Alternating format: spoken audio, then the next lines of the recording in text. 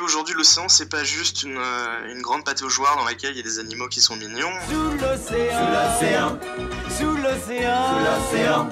C'est un écosystème à part entière dans lequel on va bénéficier de ce qu'on appelle des services écosystémiques. C'est des avantages qui vont concerner la nourriture, ça concerne aussi le climat et ça concerne aussi tout simplement la sauvegarde de notre patrimoine planétaire, qui aujourd'hui est malheureusement mis à mal à peu près partout. Pourquoi c'est compliqué d'intéresser les gens? Parce que même si c'est un écosystème qui est très important, tout le monde n'a pas la chance d'aller à la mer, tout le monde n'a pas la chance de pouvoir se promener sur une plage tout le temps, et je pense qu'il y a un souci de parler de quelque chose de tangible. Il y a un enjeu aujourd'hui de sensibilisation et de faire redécouvrir cet écosystème à travers de nouvelles manières, et les vidéos YouTube s'inscrivent totalement dans cette thématique, parce que c'est une opportunité de sensibiliser un jeune public, une manière très efficace de sensibiliser. Moi personnellement, j'essaie, quand il y a des sujets qui sont un peu durs, quand il y a des sujets qui sont un peu complexes, comme je l'ai expliqué tout à l'heure, d'essayer d'amener le public avec des amorces à travers, par exemple, la présentation d'un animal un peu étrange, la présentation de quelque chose qui peut être joli, quelque chose qui peut être drôle. Par exemple, là, j'ai,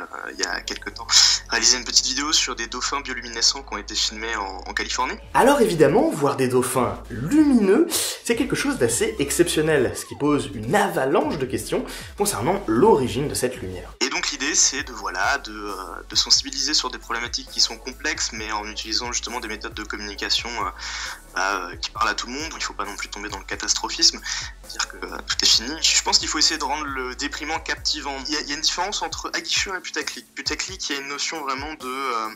on va mentir sur ce qu'on propose comme contenu, là où quelque chose aguicheur, c'est juste travailler son sujet pour le rendre intéressant et donner envie qu'on s'intéresse au sujet. Quand je fais une vidéo qui s'appelle par exemple « Peut-on prédire les cyclones avec des coquillages ?», c'est un titre qui est très aguicheur, mais en même temps c'est le fond du propos de la vidéo. 50% du travail d'une vidéo va, à mon sens, porter justement sur la communication au niveau du titre et de la miniature, parce qu'aujourd'hui sur YouTube c'est notamment ça qui fait tout, hein, pas forcément même le fond de la vidéo.